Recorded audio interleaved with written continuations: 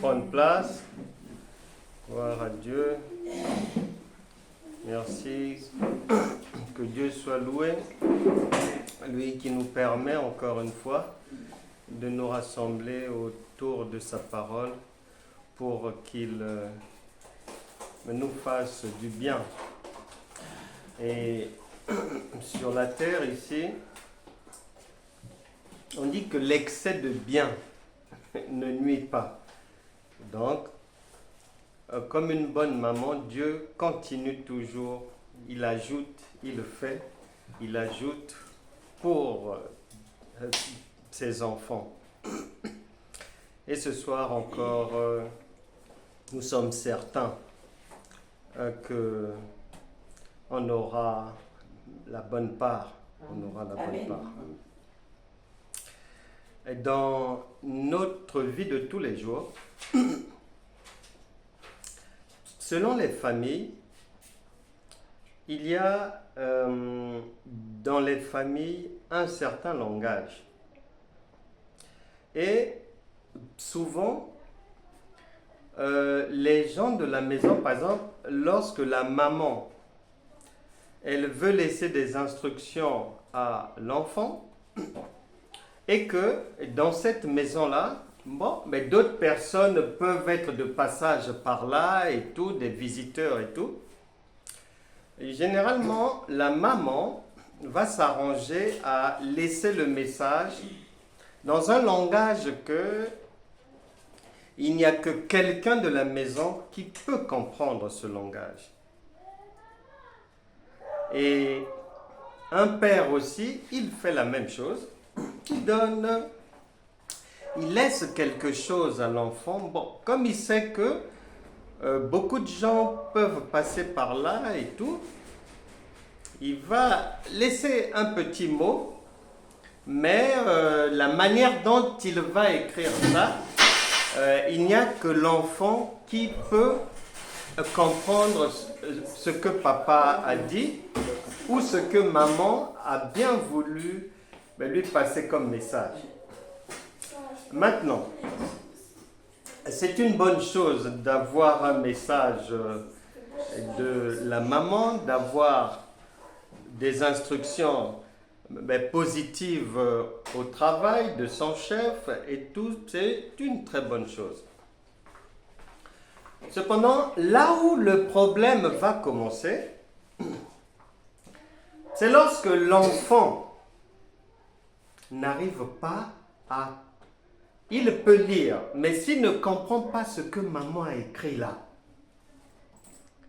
Si maman dit par exemple, bon, tu m'avais dit que tu veux aller à tel endroit avec les amis, tu m'avais demandé la voiture, bon, il n'y a pas de problème, tu peux prendre la voiture, j'ai laissé les clés à tel endroit. Donc, il n'y a que lui qui doit savoir. Pas une autre personne. Maintenant, si lui, quand il vient lire, il a du mal à lire l'écriture de maman, ou bien l'écriture est pourtant claire, mais lui ne comprend pas de quel endroit il s'agit. Alors, soit son rendez-vous avec les amis, la sortie, ça sera foiré, ou soit il sera obligé de se renseigner sur les horaires de l'arrêt de bus, horaires de bus à l'aller et au retour. Je vous donne cette image pour que chacun sache que c'est le principal problème que nous avons avec les promesses, les bénédictions, les instructions que le Père nous a données ici. C'est le principal problème. Et souvent, on peut... pourtant, maman n'a pas compliqué l'écriture. L'enfant lit, mais il ne comprend pas. Parce qu'on peut lire sans comprendre. Et malheureusement, souvent, parmi les croyants, c'est ce qui arrive.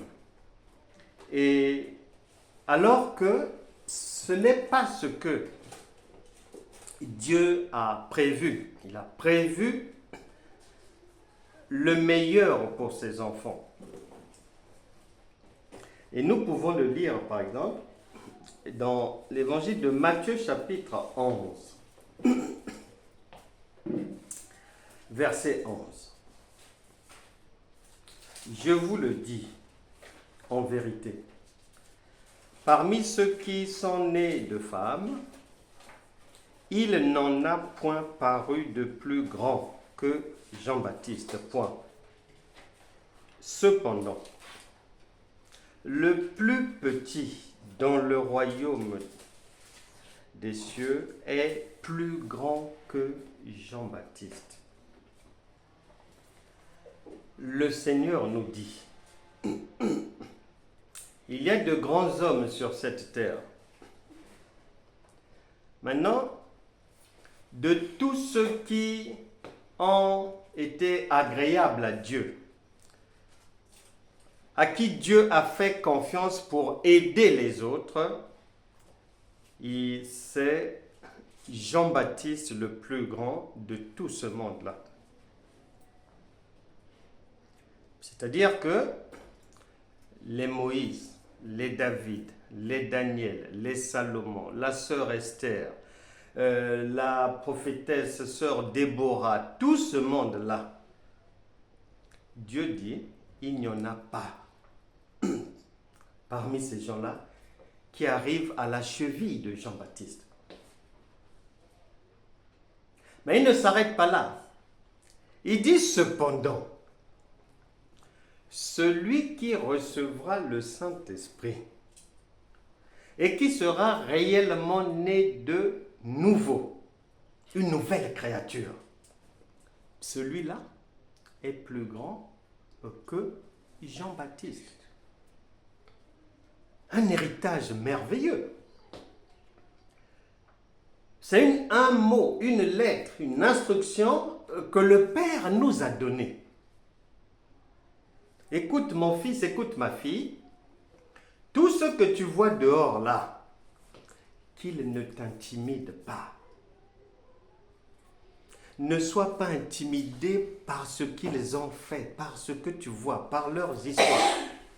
Qu'ils soient PDG, qu'ils soient ceci, qu'ils soient cela, parce que ce que je t'ai donné, en venant vivre en toi, eh bien, te donne les armes pour devenir supérieur à tout ce monde-là et de loin. Et pourtant, ce sont des choses simples à comprendre. Normalement, si on reçoit une telle information, mais disons que nous sommes supérieurs à tous ceux qui sont dehors, mais normalement, ça doit nous faire réfléchir. C'est très encourageant. Je suis très encouragé. Je n'ai plus de crainte puisque mon testament dit que j'ai déjà pris le dessus sur tout ce monde-là. Et que aux yeux de Dieu, pour moi, ce sont des fourmis. Et que même ce qu'ils ont, j'ai une supériorité parce que la Bible déclare dans Éphésiens que Dieu nous a bénis de toutes sortes de bénédictions dans les lieux célestes. Or, avant qu'une chose ne soit physique, elle doit d'abord être invisible, spirituelle. Donc, si nous sommes déjà bénis dans les lieux célestes, eh bien, il va nous rester à mettre en pratique la parole pour qu'elle devienne chère, pour que nous puissions vivre ce qui est écrit.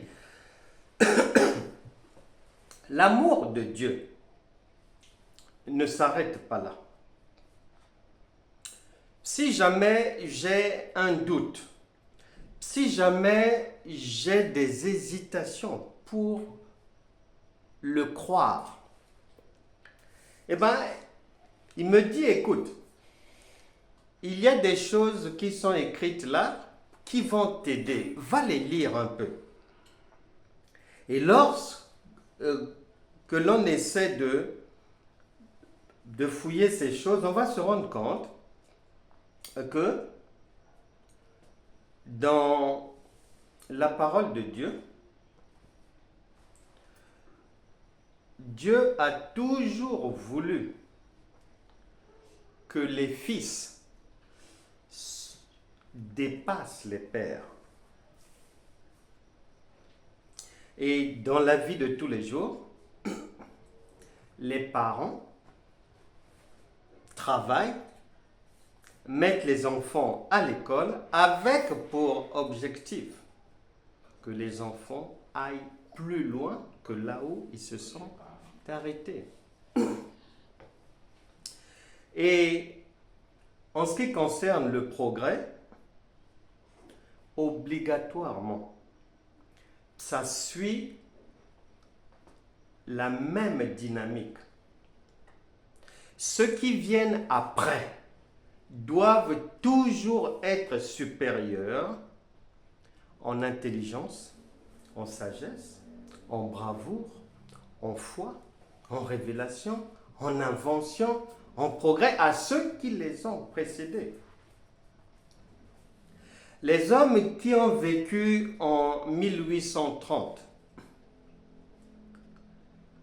ils ont fait des choses, ils ont créé des choses inventées à cette époque-là. Mais ils n'égalent pas ceux qui sont arrivés, par exemple, en 1930. Ceux de 1930 sont allés plus loin dans les inventions, dans les constructions. Maintenant, ceux qui arrivent en 1960, ceux de 1930, le travail qu'ils ont fait n'arrive pas à la cheville de ceux de 1960. Et quand on arrive au début des années 80, c'est pas la peine, il y a le TGV maintenant, le train à grande vitesse et tout, ça va vite.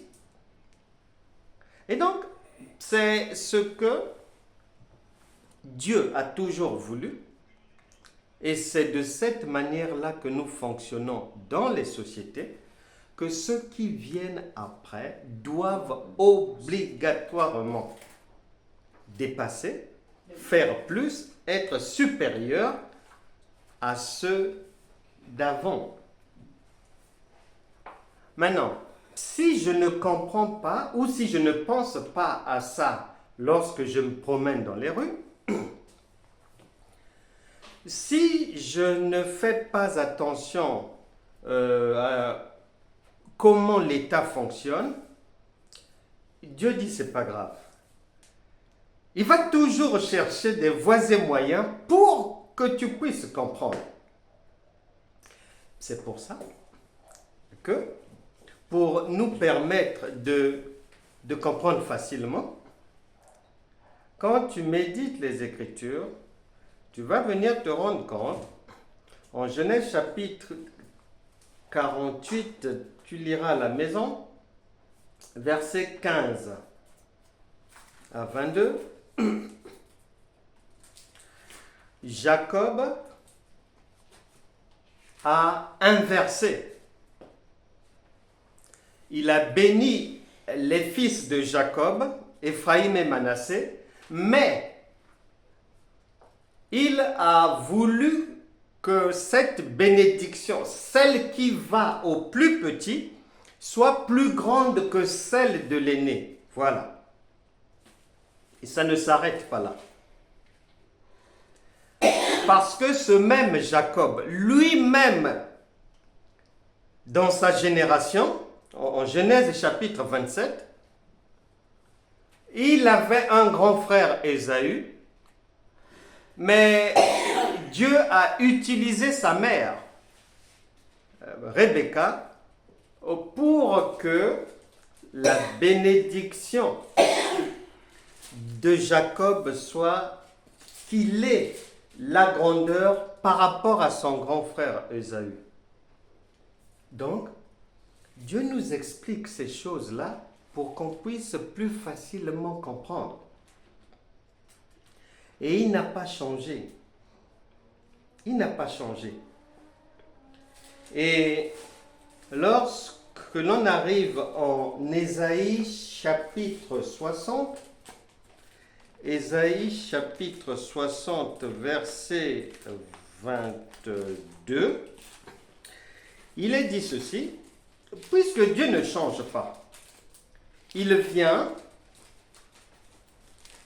nous rappeler ces choses d'une autre manière. Il va dire quoi? Il dit: le plus petit deviendra un millier et le moindre une nation puissante. Moi, l'Éternel, je hâterai ces choses en leur temps. Donc le Seigneur prophétise par la bouche du prophète Ésaïe sur la continuité de ce qu'il a prévu dans les temps futurs. Et quand le Seigneur Jésus arrive, il vient confirmer ce que Jacob a fait. Il vient confirmer ce que le prophète Ésaïe avait déjà dit. Et c'est d'abord Jean-Baptiste qui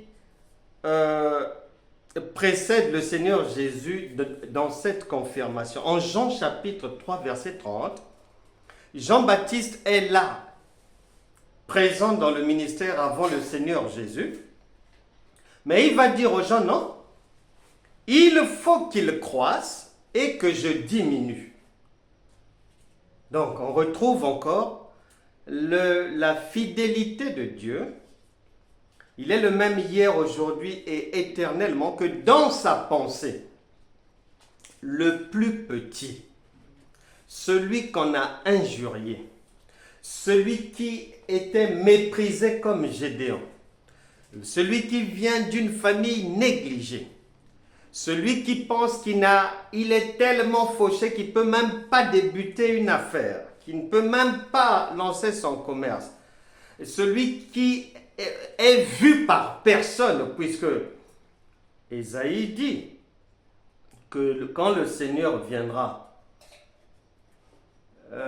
il n'aura pas une apparence qui pourra attirer les regards, comme un vaurien, un galérien. Et il parlait du Seigneur Jésus. Eux pourtant, c'est Dieu. Et donc, il est venu dans sa simplicité, dans sa petitesse, lui qui est grand. Mais Jean-Baptiste dit: non, non, non, non, non. Lui, il est grand, oui. Moi, je suis venu avant lui, oui. On peut considérer que je dois être à la tête de ce que Dieu veut que l'on fasse. Et Jean-Baptiste dit: non, non, non, non. Ce n'est pas ce que Dieu m'a dit, ce n'est pas ce qu'il a mis sur mon cœur, ce n'est pas ce que j'ai appris de Dieu. Et il va dire, l'évangile de Jean, chapitre 3, verset 30, que ce que j'ai appris, c'est que, non, non, non, il faut que je diminue et que lui qui vient d'arriver puisse croître. Le Seigneur Jésus lui-même viendra confirmer cela en Matthieu chapitre 20, verset 16, en disant: oui, ça sera toujours comme ça. Les premiers seront les derniers et les derniers doivent devenir les premiers. Pour dire que tu peux peut-être te négliger. Tu peux peut-être penser que non, tu n'as pas suffisamment pour faire ceci. Non, je ne connais pas suffisamment dans ce domaine. Non, je suis seul, je n'ai pas d'associé pour avancer. Ou bien, bon, les idées que j'ai là, il n'y a personne autour de moi qui les partage, donc certainement que ce n'est pas Dieu et tout. Et souvent, les gens se négligent. Les gens raisonnent. Les gens réfléchissent encore. Et les gens se disent non. Ah, peut-être que Dieu m'a béni, oui, mais Satan peut me voler mes bénédictions, donc je ne dois pas dormir. Il faut que je me lève pour l'empêcher de voler mes robes, de m'empêcher d'avoir une promotion. Mais la Bible déclare. C'est-à-dire que quand Dieu dit que toute personne née d'une femme est inférieure à Jean-Baptiste, mais quiconque est né de nouveau est non seulement supérieur, donc tu commences là-bas par les Job, les Enoch, les Abraham, tout ce monde-là. Tu viens finir à Jean-Baptiste. Et il te dit que tu es supérieur à eux. Mais Dieu est un très bon Père. Lui-même, il ne s'arrête pas là parce que le Père, la Mère, se donnent toujours pour modèle aux enfants. Si tu veux être modèle, si tu veux que les enfants fassent comme ceci, il faut que toi-même, tu commences d'abord par le faire. C'est là où le Seigneur Jésus, Jean-Baptiste, a dit aux gens, non, je suis arrivé avant lui, mais je dois diminuer, lui doit croître. Mais le Seigneur Jésus lui-même, puisque si tu veux que les gens te suivent, tu dois leur montrer le bon exemple. Et Jésus va d'abord confirmer donc en Matthieu 20, chapitre 20, verset 16, que les premiers seront les derniers. Effectivement, que je confirme ce que Jean-Baptiste a dit. Les premiers seront les derniers et les derniers les premiers. Donc, même si tu es négligé, même si tu es derrière, ne t'en fais pas. J'ai déjà prévu que tu bascules devant. Mais puisqu'il doit lui-même montrer l'exemple comme un bon père, une bonne mère, il vient dire en Jean chapitre 14, verset 12, il le dit. Il dit que ne soyez pas complexés, ne soyez pas perturbés, étonnés, troublés, surpris. Tout ce que vous m'avez vu faire, tout ce que je vous ai montré, les miracles, les guérisons et autres, la multiplication des pains, résurrection du fils de la veuve de Naïn, résurrection de la fille de Jairus, Lazare sort, etc., etc. Il dit, mais c'est petit, vous ferez de plus grandes œuvres. Donc lui-même, il respecte la règle. Vous ferez de plus grandes œuvres, de plus grands miracles que moi. Quelqu'un a déjà dit que, il est avantageux pour vous que je m'en aille. Cependant, la puissance que vous allez recevoir quand je vais partir, cette puissance-là va vous permettre d'être supérieur à moi, Jésus. C'est de ça qu'il s'agit. Les enfants de Dieu ont une démission au niveau de leur responsabilité. C'est comme une maman qui a laissé à son enfant la voiture. Lui, maman est au travail. Il dérange maman en laissant des messages sur son portable. Elle est en train de travailler. Elle avait déjà laissé le mot, tu peux prendre les contacts à tel endroit. Lui ne comprend pas. Mais ce n'est pas la faute de maman. S'il va être obligé de marcher 5 km pour aller prendre un bus, ceci, cela, ce n'est plus la faute de maman. Elle a fait son travail.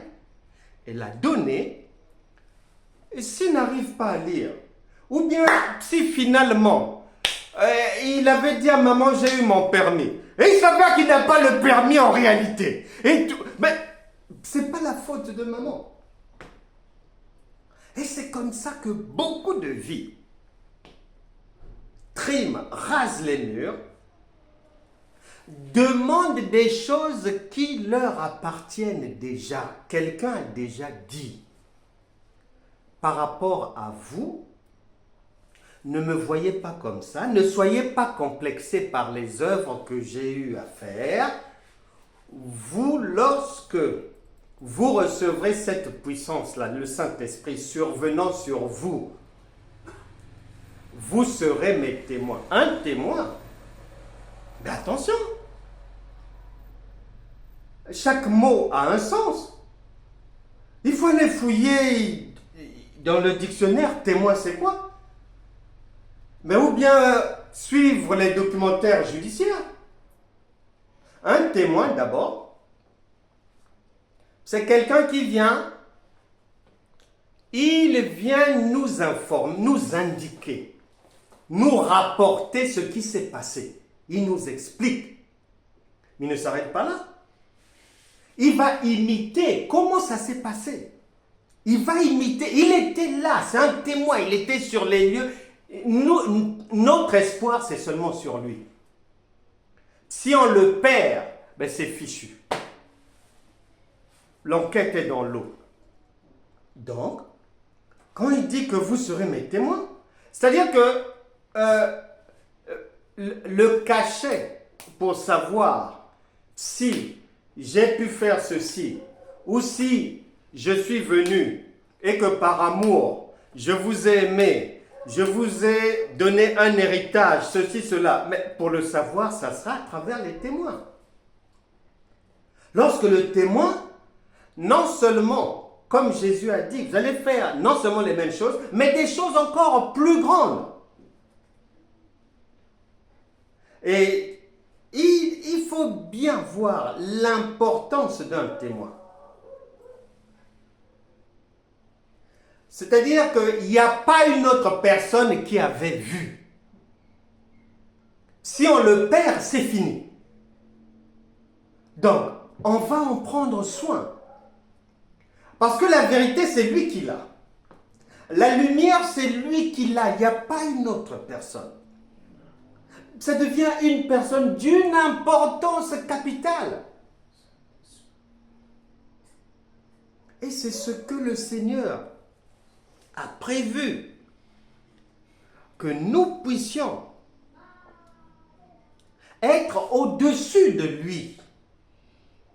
Parce que l'enfant, il dépasse toujours le parent. L'élève est destiné à dépasser le maître. C'est une obligation. C'est comme ça. C'est une règle universelle, planétaire. C'est comme ça. Maintenant, lorsqu'on aborde la marche dans le Seigneur, en ignorant cela. 2, en demandant ou en faisant des choses où je demande à Dieu la position qu'il m'a déjà donnée. 3, si j'aborde ma marche avec, je sais que je suis au-dessus. Mais si je me dis, non, quelqu'un rôde, il peut me jouer un tour. Mais la Bible dit en Job chapitre 3 verset 25, ce que je crains, c'est ce qui m'arrive. Et donc, ma vie sera vraiment des choses négatives qui vont se succéder. Parce que je n'ai pas fait attention aux mots que maman m'a laissés. Que papa il a déjà dit que je t'ai laissé la voiture là-bas. Prends les contacts. Mais j'ai du mal, soit à comprendre, soit en fait j'avais menti les parents, je n'ai pas le permis de conduire. Beaucoup de chrétiens sont comme ça. Se faisant passer pour des gens nés de nouveau, alors qu'ils sont non nés de nouveau. On attend encore leur conversion. Beaucoup. Parce qu'il faut comprendre ces choses.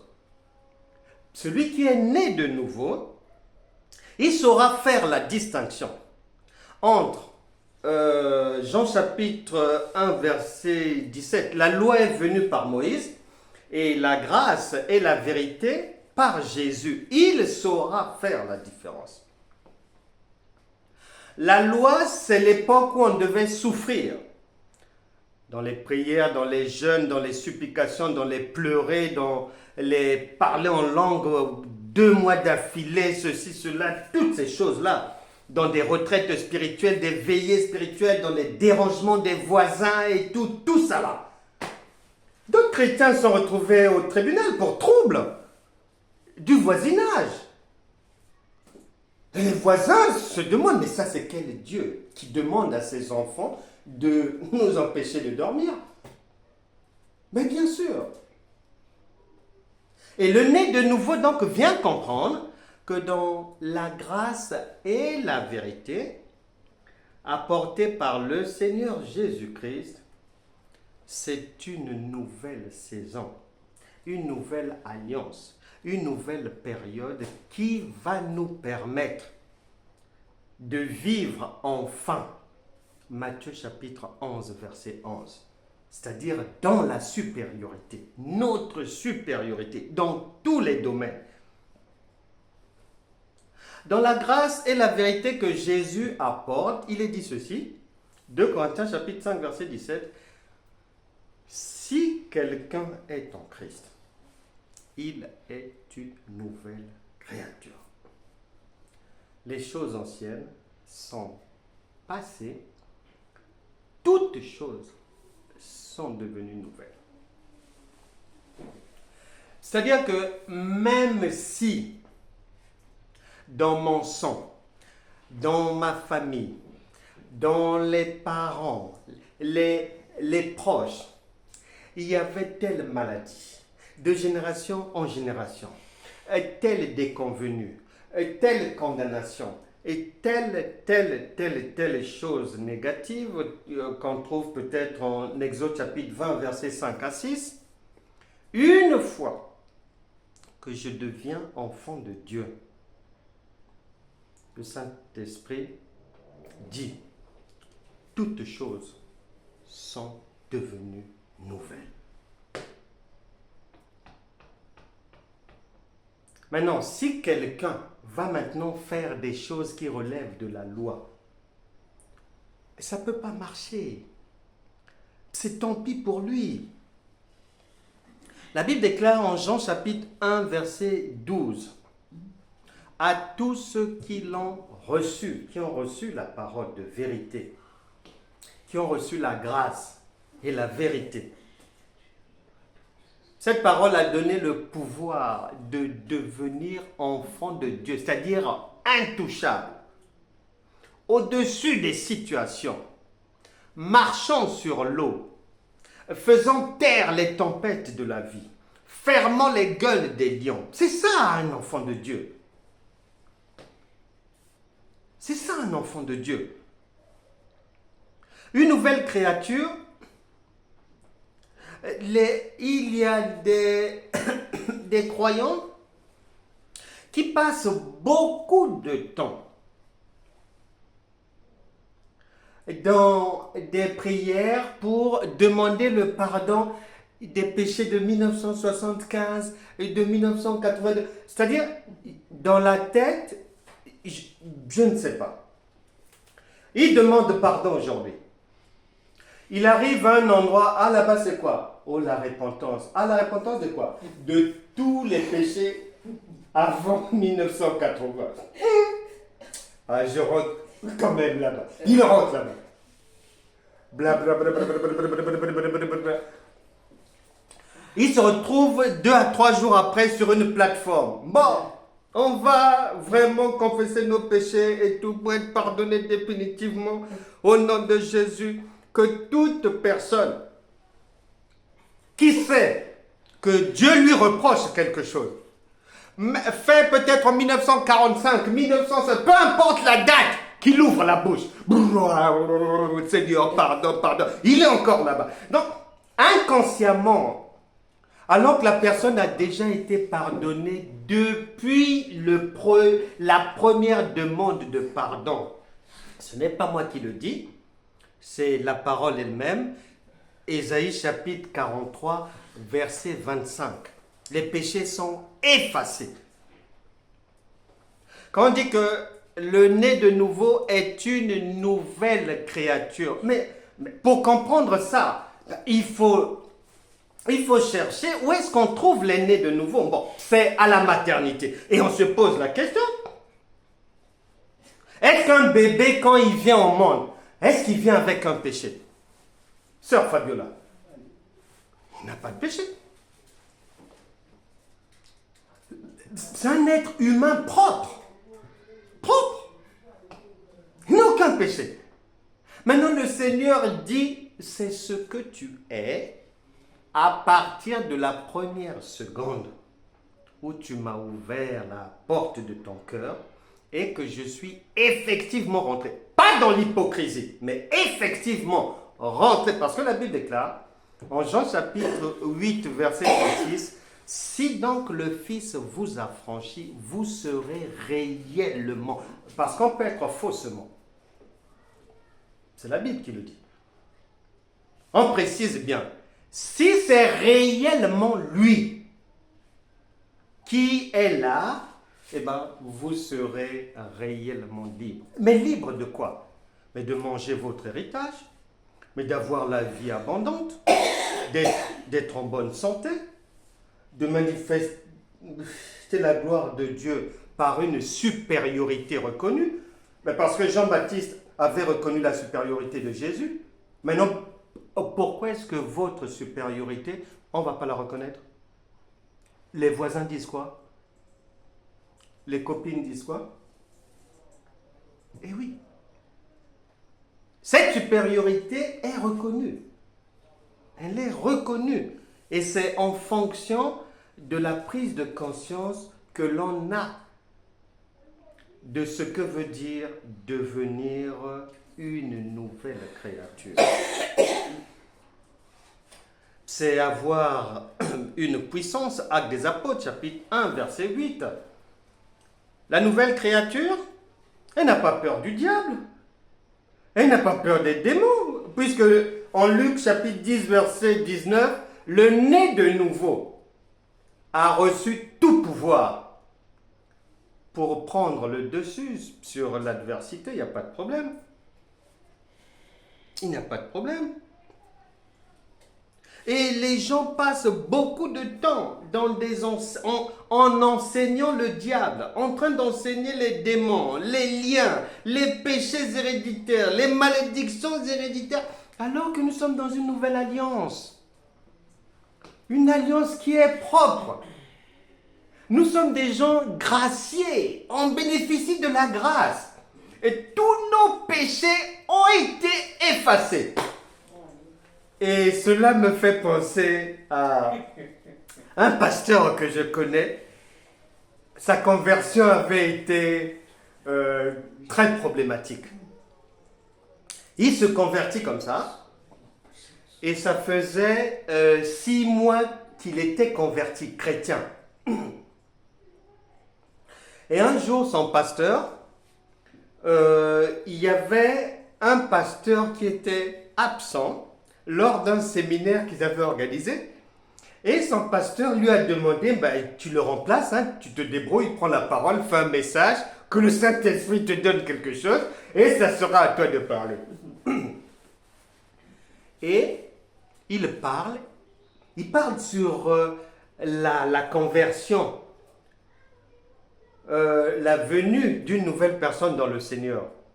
Et il parle du baptême et tout. Il parle. À la fin de son message, il va demander à ceux qui voulaient rejoindre le Seigneur de venir. Il allait prier pour eux. Il voit comme ça, dans les gens qui viennent, un monsieur qui l'avait escroqué de 600 euros il y a 8 mois. Lui, il s'était converti. Le monsieur, quand il a fini de prier, le monsieur ouvre les yeux et lui dit, tu as eu de la chance. Et lui, il dit, attention, nous sommes maintenant de la même maison, les gens de la maison de Dieu. Je n'ai plus de péché. Le monsieur a dit, donne gloire à Dieu. Je ne te dois plus. Et le monsieur lui dit, heureusement que tu ne me dois plus, mais si je t'avais vu avant ce jour dans la rue. Ah! Et ils sont devenus amis, puisque le péché était pardonné, ou effacé, oublié, dans la famille en Christ. C'est comme ça. Tout est effacé. Et il n'a pas eu besoin de parler au monsieur, de le supplier. Ah, attention, pardon, donne-moi un délai, vraiment, c'est cela. Non, le monsieur a retenu l'enseignement. Que toutes les choses anciennes, quand on parle de toutes les vieilleries sont passées, les choses anciennes, ça veut dire, et le mal que tu es allé faire, et le mal qu'on t'a fait, tout ça là, c'est fini.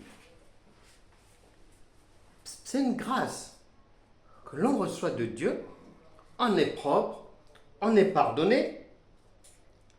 Le diable ne peut plus venir nous embêter. Et le né de nouveau, celui qui est supérieur à tous les prophètes, à Jean-Baptiste, tous ceux qui l'ont précédé, et celui à qui Jésus a dit que même moi, tu es supérieur à moi, il y a une chose à laquelle il va faire attention. Dans la loi de Moïse, les commandements de Dieu venaient de l'extérieur. Ne touche pas, ne fais pas, ne va pas là-bas. De l'extérieur.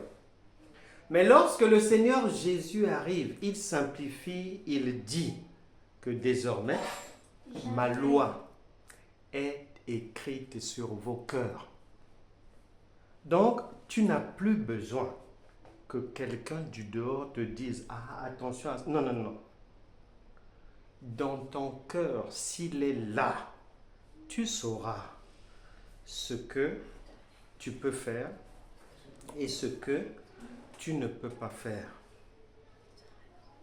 Maintenant, lorsque tu ne le sais pas, tu vas te nourrir d'enseignements qui existent depuis longtemps. Il y a beaucoup d'enseignements qui disent ah, attention, il y a les tentations, on peut te tenter, soit les Jézabel, soit Satan, soit les démons. La Bible déclare. D'autres disent même que Dieu peut te tenter. C'est très grave. Alors qu'il est écrit que Dieu ne tente personne. Il est écrit non seulement que Dieu ne tente personne, mais 1 Jean chapitre 5 verset 18 dit que celui qui est né de nouveau, qui a Dieu, qui a l'Esprit de Dieu, il ne pêche pas. C'est clair. Il ne pêche pas, pourquoi? Parce que, au-dedans de lui, s'il doit faire, il saura que je peux faire. S'il ne doit pas faire, il saura aussi que ça, je ne peux pas faire. Mais lorsque l'enfant de Dieu ignore encore ça, et va plonger dans des trucs où il accepte de croire que, attention, il peut tomber dans le péché, Satan peut le piéger, là-bas, attention, attention, attention, on vit dans la peur. Non, la Bible déclare que l'Esprit de Dieu est un esprit de force, d'amour et de sagesse. Donc, on doit avoir à l'esprit ces choses. Que dans la grâce que Jésus nous apporte, cette grâce a pour objectif de nous aider non seulement à comprendre la nouvelle alliance, mais aussi à jouir concrètement des bénéfices de cette nouvelle alliance. Et pour bénéficier réellement, pas de la bouche, non, réellement, des promesses divines, des bénédictions, des grâces de Dieu, si quelqu'un n'a pas conscience qu'il est au-dessus de Moïse, d'Abraham, de Salomon, de David, de Jean-Baptiste et de Jésus, il n'y arrivera pas.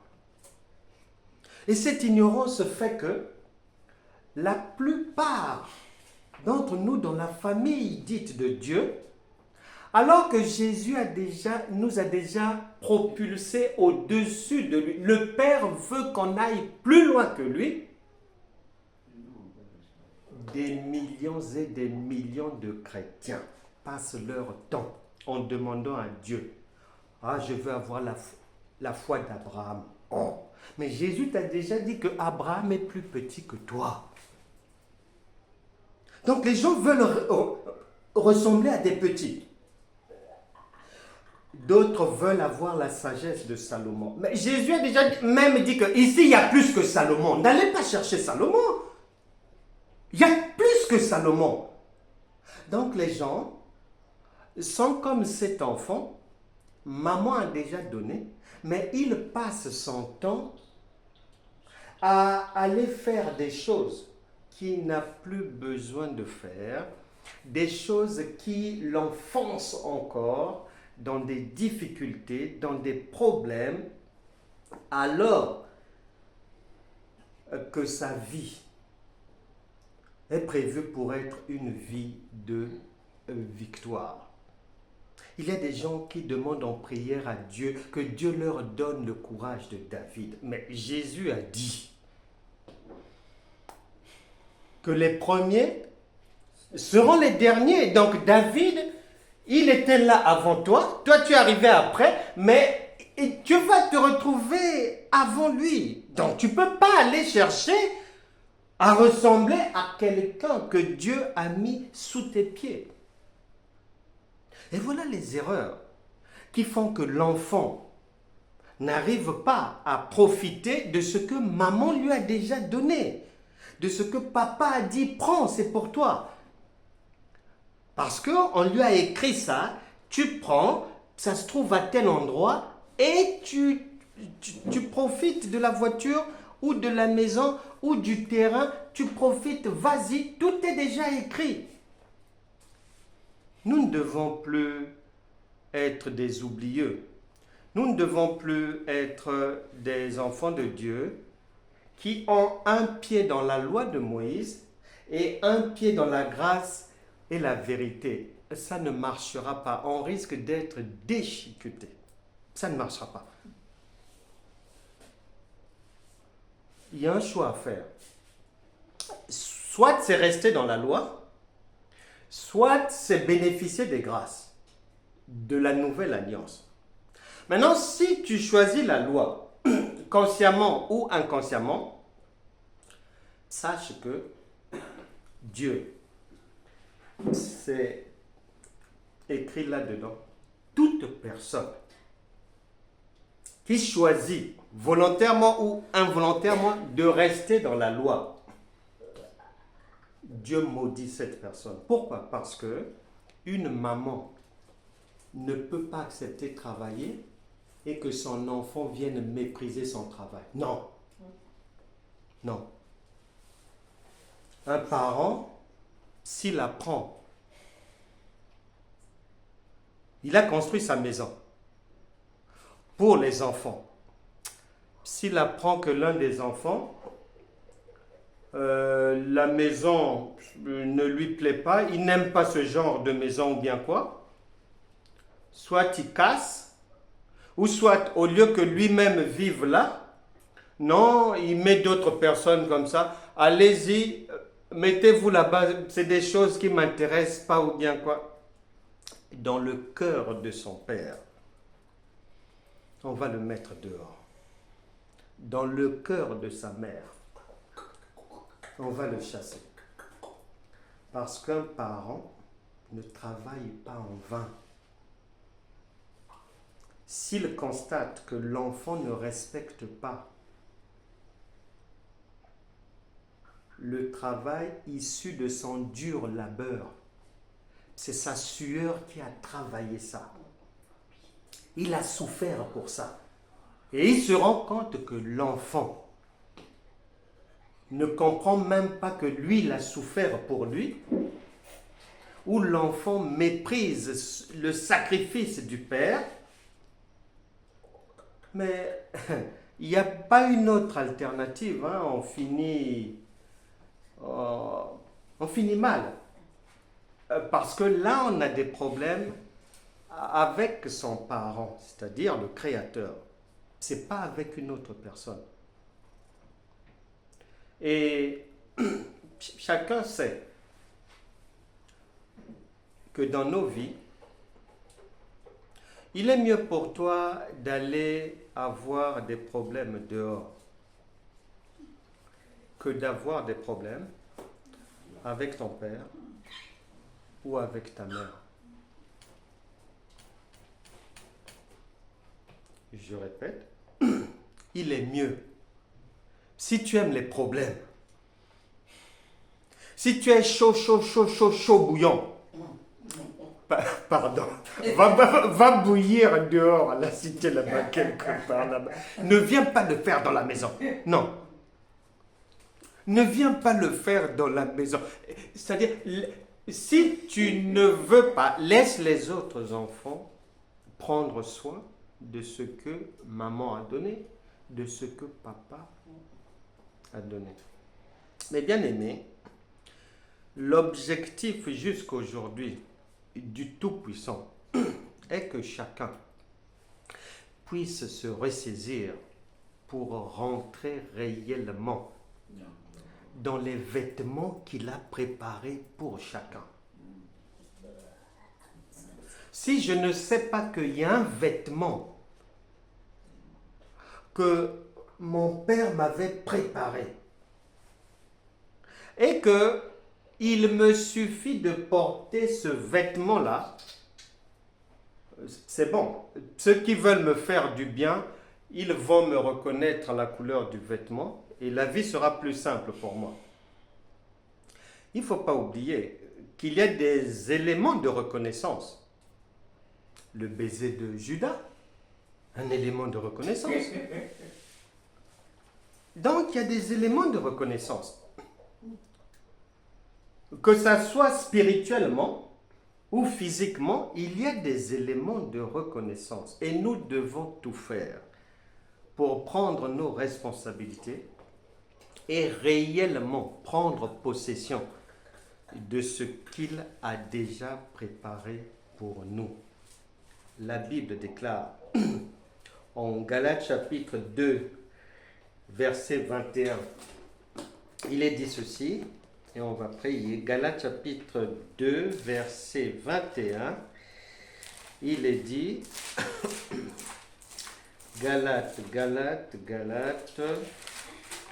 chapitre 2, verset 21, il est dit, je ne rejette pas la grâce de Dieu.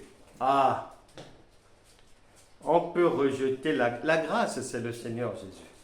On peut rejeter la grâce volontairement ou involontairement.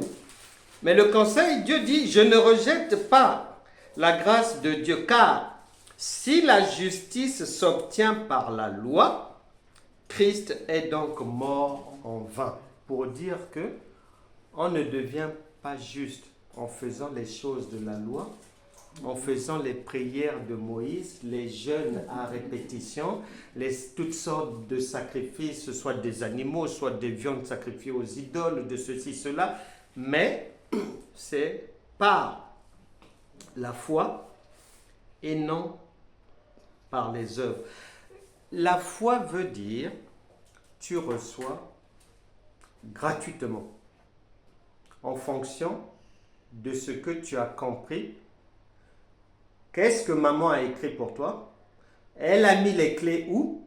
En fonction de ça, tu vas pouvoir rentrer dans la voiture en fonction de ce que tu as compris, de ce que maman a écrit pour toi. Et Romains chapitre 5, verset 1 dit, Romains 5, 1, étant donc justifiés par la foi, nous avons la paix avec Dieu par notre Seigneur Jésus-Christ. La parole de Dieu répète encore que étant donc justifiés par la foi. Et je précise, je ne cesse de le répéter. J'ai les preuves ici que la foi, ce n'est pas la prière.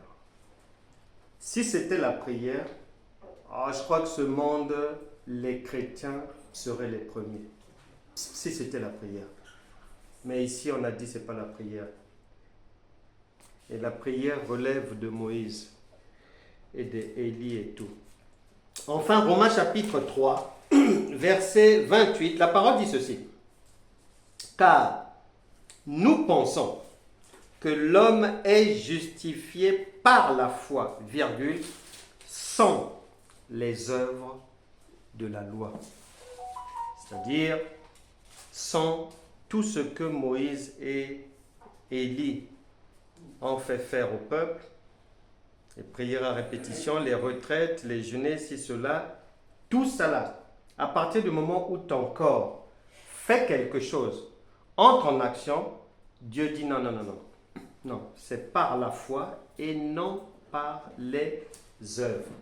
Donc, nous avons souvent l'habitude de dire, mais ça viendra quand? Je vais attendre jusqu'à quand?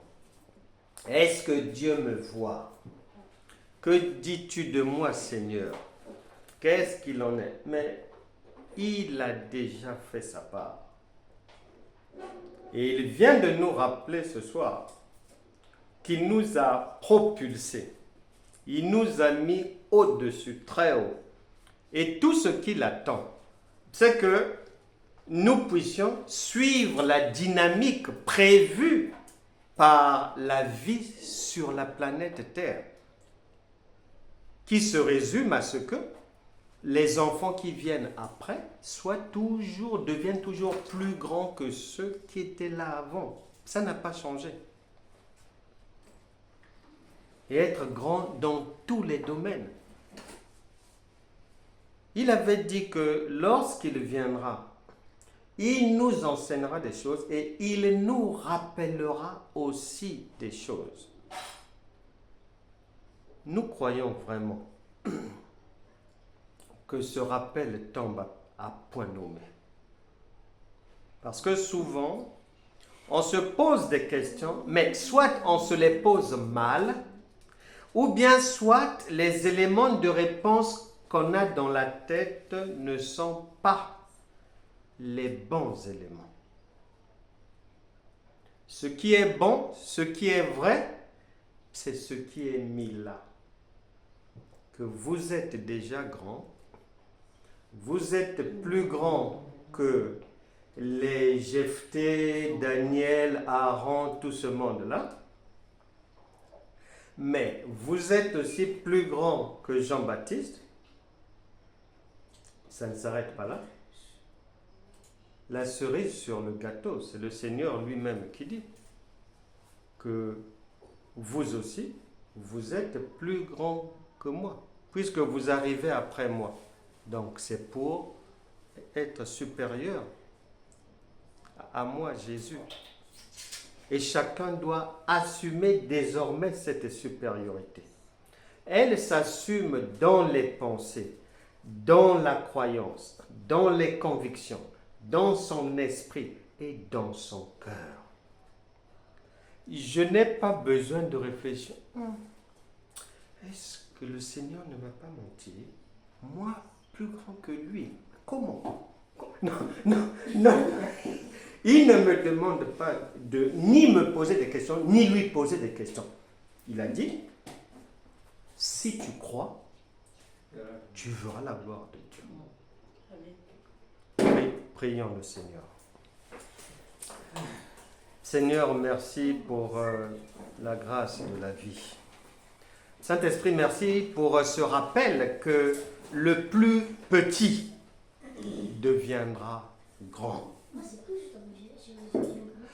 Cela veut aussi dire, Seigneur, que même une difficulté que quelqu'un peut rencontrer,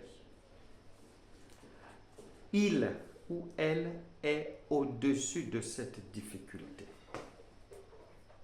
Que la conscience de la nature divine de chacun ne soit plus jamais oubliée.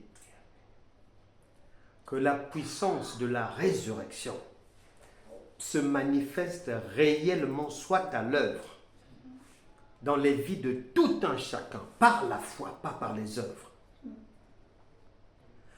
Que, comme le Seigneur nous avait montré comme modèle pour que nous, non seulement le fassions, mais allons plus loin que lui, que chacun ici soit désormais à même de marcher sur l'eau des tempêtes de la vie, des difficultés, de résoudre par la foi les problèmes difficiles de la vie, sur la base du dis seulement un mot, et sur ta parole, je jetterai les filets. Que toute personne malade, que toute personne qui est troublée dans son cœur, que toute personne troublée dans le travail, dans le ménage, reçoive maintenant même le secours du Saint-Esprit. Ressuscite de toute mauvaise situation. Que les maladies quittent les corps. Que la parole de Dieu, que la nourriture mangée aujourd'hui, qui est comme un médicament, se diffuse réellement dans tous les corps et que les maladies partent, les démons quittent les corps, que le sommeil devienne doux et agréable, que la vie devienne paisible, que tout fardeau transporté par quelqu'un qui ressent des charges lourdes sur les épaules, dans la tête, dans le dos, dans les jambes, que ces fardeaux tombent maintenant au nom de Jésus. Que la vie devienne meilleure, que la réussite soit là, que les projets puissent aller de l'avant, que chacun puisse aller plus loin que ce qu'il a été il y a 10 ans, il y a 5 ans, il y a 3 ans ou l'année dernière. Que cette année s'achève dans l'apothéose au nom puissant de Jésus. Amen.